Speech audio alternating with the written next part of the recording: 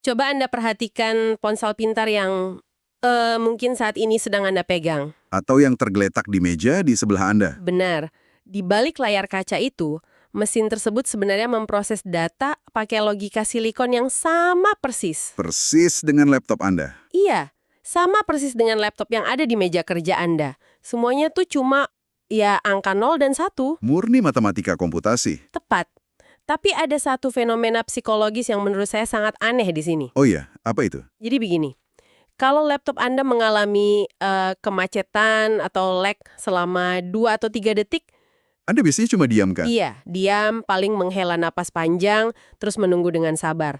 Tapi, nah ini tapinya, kalau ponsel pintar Anda yang mengalami lag selama 2 detik yang sama, Oh, tekanan darah langsung naik? persis, tekanan darah melonjak, rasanya Anda pengen melempar benda itu ke dinding kan? Benar sekali.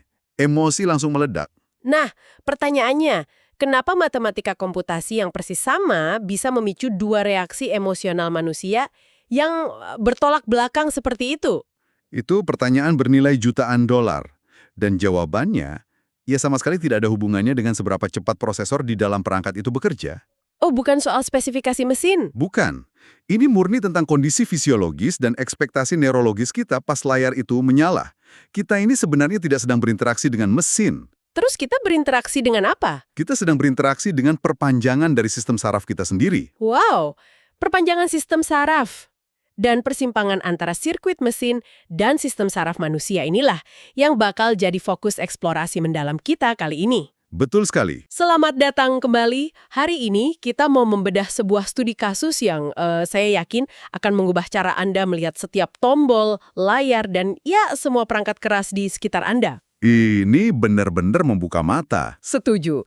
Kita mengambil sumber dari sebuah tugas akademis yang sangat tajam. Ini karya Andreas Ivan Gunawan. Dari program studi sistem dan teknologi informasi ya. Betul, di Universitas 17 Agustus 1945 Surabaya. Dokumen ini ditulis pada bulan Maret 2026. Dan ini di bawah bimbingan dosen Ibu Intan Zikria, Eskom, MIM, PhD. Tepat sekali. Misi kita hari ini adalah membuktikan bahwa perangkat keras itu sebenarnya juga ilusi. Analisis di makalah ini pakai lensa yang sangat spesifik kan? Iya, makalah ini tidak membandingkan angka benchmark kecepatan kasar gitu. Sama sekali tidak. Makalah ini membongkar kerangka kerja desain yang namanya PACT. PACT, ya, P-A-C-T. Benar. People, Activities, Context, dan Technologies. Nah, untuk bikin kerangka PACT ini lebih membumi dan gampang dipahami, Andreas membandingkan dua perangkat sehari-hari yang Sangat kontras. sangat kontras. Sebuah laptop Axio Hype 7 yang pakai prosesor AMD Ryzen 7 dan Dan sebuah smartphone Xiaomi Redmi 13. betul, setelah Anda paham kerangka ini, Anda akan sadar kalau spesifikasi teknologi itu sebenarnya tidak diciptakan secara acak di laboratorium. Tapi didikte sepenuhnya oleh kelemahan dan kebiasaan manusia itu sendiri. Tepat. Oke, mari kita bedah ini. Pemilihan dua perangkat ini kayaknya jenius banget untuk membahas elemen pertama, yaitu people dan activities. Yakni siapa penggunanya dan apa aktivitas biologis yang mereka lakukan. Benar, karena kalau kita baca di makalah ini, profil pengguna Axio Hype 7 itu kan disebut sebagai mahasiswa atau pengembang web.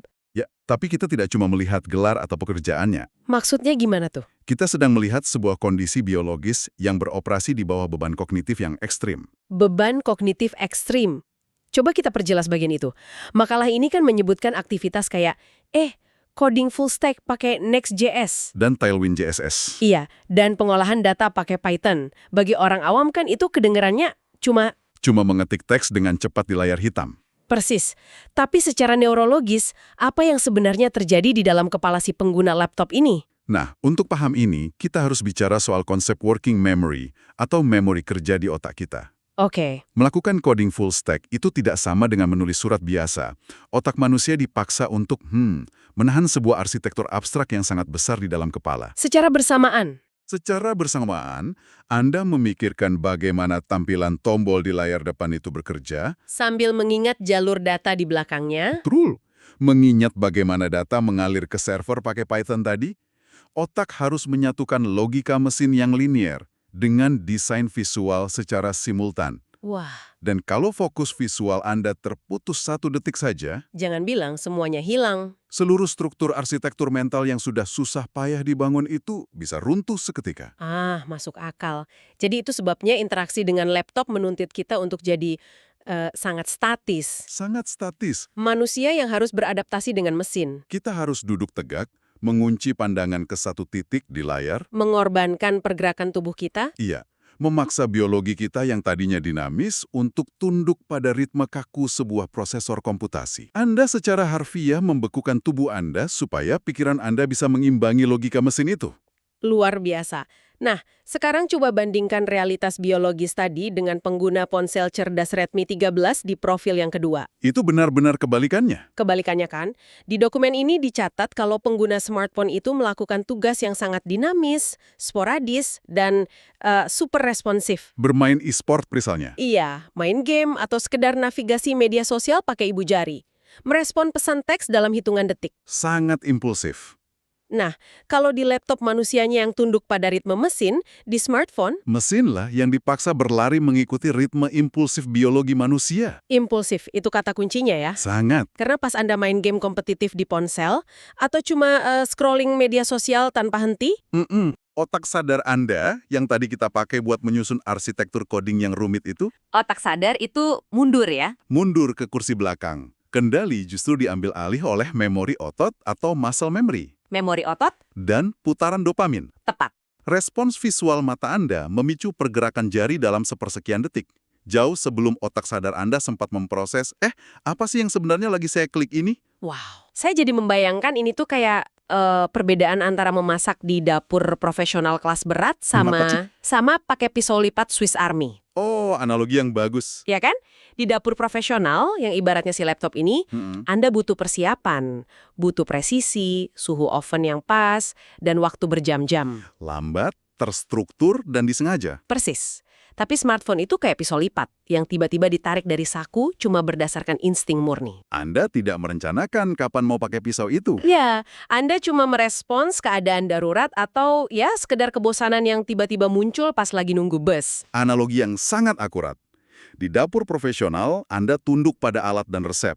Dengan pisau lipat, alat itu bereaksi instan terhadap refleks pergelangan tangan Anda. Nah, kalau smartphone sepenuhnya didorong oleh memori otot dan impuls reaktif kita, ini secara logis akan mengubah ranah fisiknya juga kan? Tentu, tempat di mana kita menggunakannya. Karena saya kan tidak mungkin menulis kode Python sambil jalan-jalan di trotoar yang ramai, Mustahil. yang akhirnya membawa kita ke elemen berikutnya dari kerangka PACT ini, yaitu konteks dan teknologi.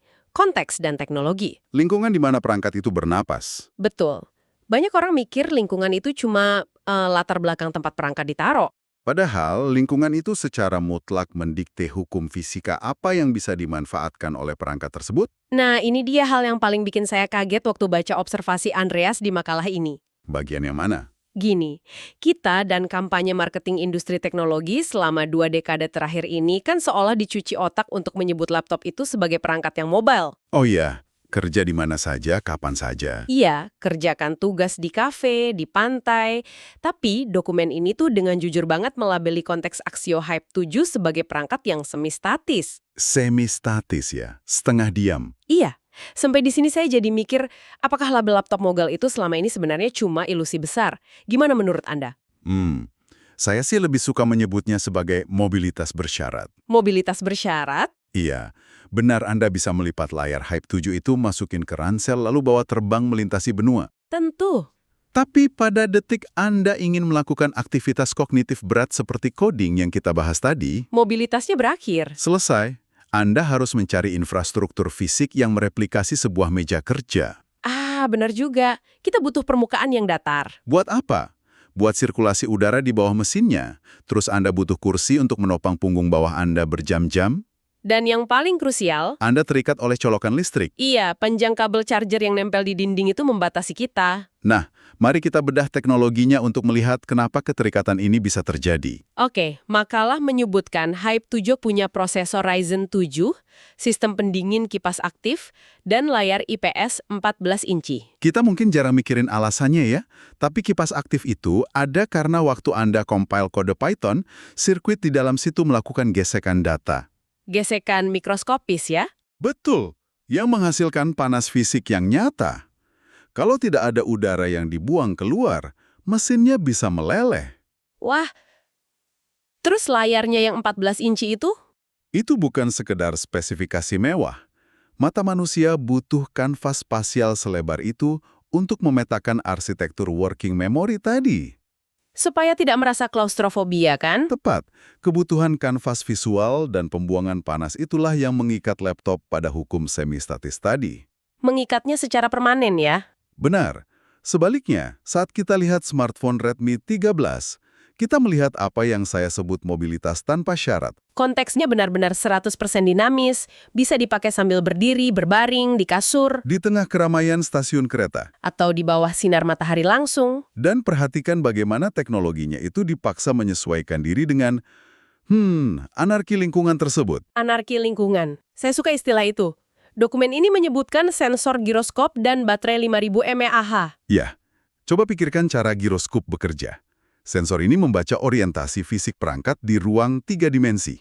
Oke, Pas Anda memiringkan ponsel untuk menyetir mobil di game e-sports, Anda kan tidak pencet tombol panah. tidak, saya cuma memiringkan badannya. Anda menggunakan gravitasi dan ruang fisik di sekitar Anda sebagai kontrolernya. Itu cara pandang yang gila sih, alih-alih kita yang masuk ke dalam mesin lewat keyboard. Mesin itulah yang mengekstrak ruang fisik Anda lewat giroskop tadi.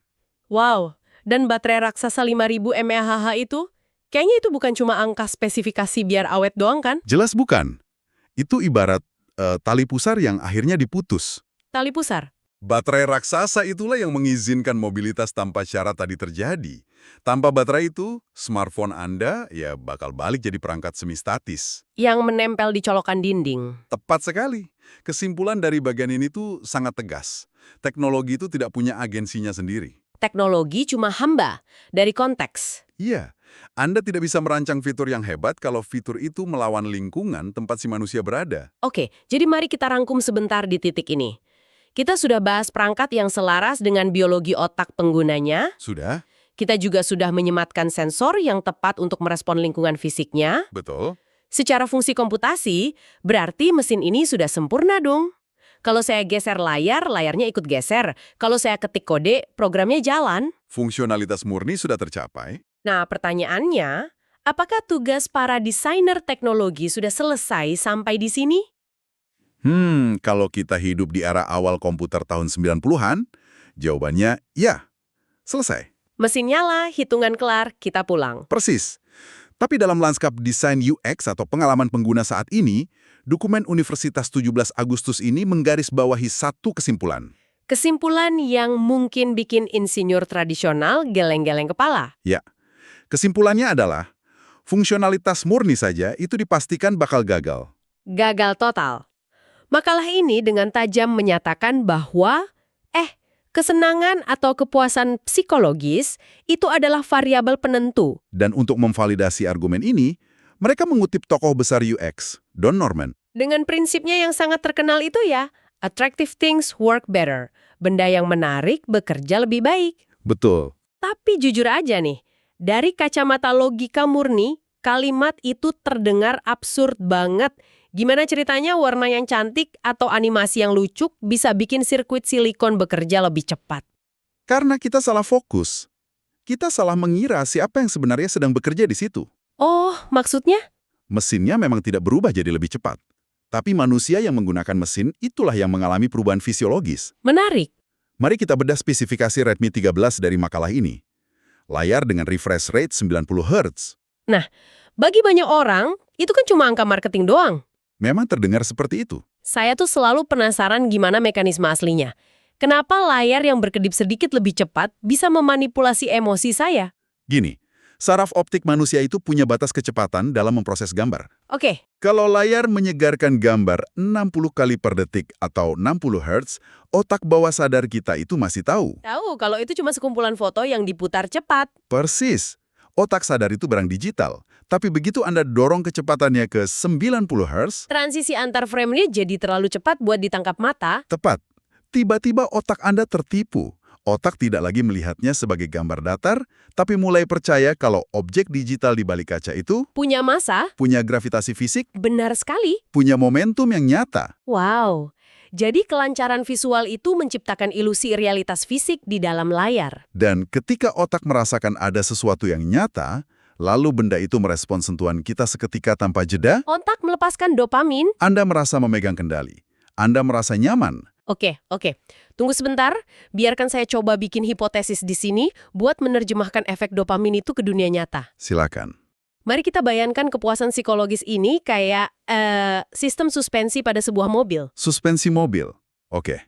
Kendala teknis, bug aplikasi, server yang tiba-tiba down, itu semua ibarat lubang-lubang besar di jalan raya. Hal yang pasti akan Anda tabrak cepat atau lambat. Bener. Nah, kalau saya pakai aplikasi yang jelek, kaku, dan layarnya patah-patah, Itu ibarat mengendarai mobil dengan suspensi baja yang kaku. persis.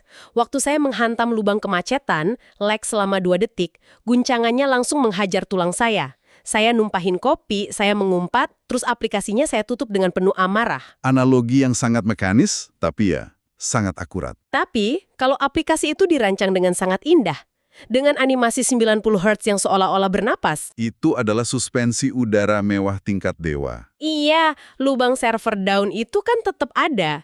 Lag 2 detik itu secara matematika tetap terjadi. Mesinnya tetap macet. Betul, tapi karena dopamin dari desain yang indah itu sudah bikin otak saya rileks, si suspensi udara ini menyerap guncangannya. Saya sadar ada lag, tapi kopi saya tidak tumpah. Saya memaafkan lubang itu karena ya perjalanannya secara keseluruhan terasa memuaskan. Anda baru saja mendeskripsikan dengan sempurna apa yang disebut oleh Don Norman sebagai penyangga psikologis. Penyangga psikologis, psychological buffer. Betul, pas otak dibanjiri emosi positif dan merasa pegang kendali atas antarmuka yang mulus, jaringan saraf kita jadi lebih fleksibel. Lebih pemaaf. Anda secara harfiah mengubah cara otak memproses waktu. Lag 2 detik di perangkat yang bikin stres, Bakal terasa kayak 10 detik. ya. Sedangkan lag 2 detik di antarmuka Redmi 13 yang superfluida itu nyaris tidak terekam sebagai gangguan yang serius. Wah, ini benar-benar mengubah cara saya memandang estetika dalam teknologi. Estetika dan animasi mulus itu bukan sekedar cat kosmetik murahan di akhir jalur produksi biar harganya mahal. Bukan. Kesenangan itu adalah fitur fungsional itu sendiri. Iya, Bertindak sebagai peredam kejut untuk menutupi ketidaksempurnaan teknologi. Dan ini pasti berlaku juga buat si laptop Axio Hype 7 tadi kan? sangat berlaku. Walaupun bentuk kesenangannya agak berbeda. Beda gimana? Buat pengembang web yang pakai laptop itu, kesenangan tidak datang dari icon yang memantul-mantul lucu. Tentu saja tidak. Kesenangan mereka murni berasal dari ketiadaan friksi kognitif. Ketiadaan friksi. Waktu prosesor Ryzen 7 mengeksekusi data tanpa jeda, itu ngasih semacam flow state atau zona mengalir bagi otak yang lagi nahan memori kerja raksasa tadi. Rasa aman bahwa pikiran mereka tidak akan diganggu oleh icon loading yang berputar-putar di tengah layar. Betul. Itulah peredam kejut sejati buat para profesional. Makalah dari Andreas ini sungguh kayak mengangkat tirai dari panggung pesulap. Kenapa begitu? Kita kan mulai obrolan ini dari ngomongin spesifikasi besi, plastik, dan silikon. Tapi kita malah berakhir dengan pelajaran mendalam tentang neuroscience dan bagaimana empati desain ngebentuk emosi kita. Itulah kekuatan dari kerangka PACT tadi. Ini mengingatkan kita kalau setiap iterasi teknologi itu pada akhirnya adalah cermin. Cermin yang memantulkan kondisi fundamental manusia itu sendiri. Tepat. Bagi Anda yang sudah menemani eksplorasi mendalam kita sejauh ini, inilah hal yang bisa Anda bawa pulang. Hal yang harus diingat tiap kali memegang gadget. Iya, nanti pas Anda menutup layar atau meletakkan perangkat Anda, luangkan waktu 1 detik aja buat menatapnya. Sadari bahwa semua yang ada di situ punya alasan. Benar, sadarilah bahwa sistem pendingin yang berputar pelan di dalam sasis laptop Anda atau kedipan 90 kali per detik di ponsel Anda, itu tidak terjadi karena kebetulan. Setiap keputusan desain itu direkayasa dengan memahami secara presisi batas kelelahan mata Anda. Kebiasaan posisi duduk Anda. Dan rentang memori kerja di dalam otak Anda. Di mata industri teknologi, Anda itu bukan sekedar pembeli yang pasif. Anatomi tubuh dan kondisi mental Anda lah yang jadi cetak biru untuk menciptakan mesin-mesin tersebut. Namun, ini ada namunnya. Wah, apa nih? Logis yang menutupi bug aplikasi tadi memunculkan satu pemikiran krusial yang menurut saya perlu Anda renungkan secara kritis. Oke. Kalau desain yang indah, mulus, dan memanjakan mata bisa bikin otak manusia memaafkan kemacetan prosesor dan lag system, Ya, terus? Apakah mungkin raksasa-raksasa teknologi global ini selama 1 dekade terakhir dengan sengaja menuangkan miliaran dolar cuma untuk bikin suspensi udara yang lebih mewah? Maksudnya, membius mata kita dengan animasi yang super battery smooth dan material kaca premium. Persis. Hanya untuk mengalihkan perhatian kita dan menyembunyikan fakta bahwa sistem komputasi inti di balik layar itu sebenarnya sudah mentok dan tidak ada inovasi yang revolusioner. Ya ampun, apakah kita sedang dihipnotis oleh dopamin visual supaya kita berhenti menyadari stagnasi teknologi yang sesungguhnya? Sesuatu untuk Anda renungkan malam ini. Wow. Serius. Wow. Menggunakan layar 90 Hz yang cantik sebagai tabir asap psikologis untuk menutupi kemandekan inovasi mesin. Pemikiran yang cukup menakutkan, kan? Itu konklusi yang bisa bikin arsitek silikon manapun berkeringat dingin di balik meja kerja semi-statis mereka. Jadi mari kita kembali pada titik mula. Mengapa dua mesin komputasi bisa memicu emosi manusia yang 100% berbeda? Karena desain yang luar biasa tidak beroperasi di tingkat silikon. Desain yang luar biasa beroperasi dengan meretas jaringan saraf dan jiwa Anda. Terima kasih telah membedah anatomi teknologi bersama kami hari ini. Sampai jumpa di penjelajahan mendalam kita berikutnya. Teruslah mempertanyakan realitas di balik setiap layar yang Anda sentuh.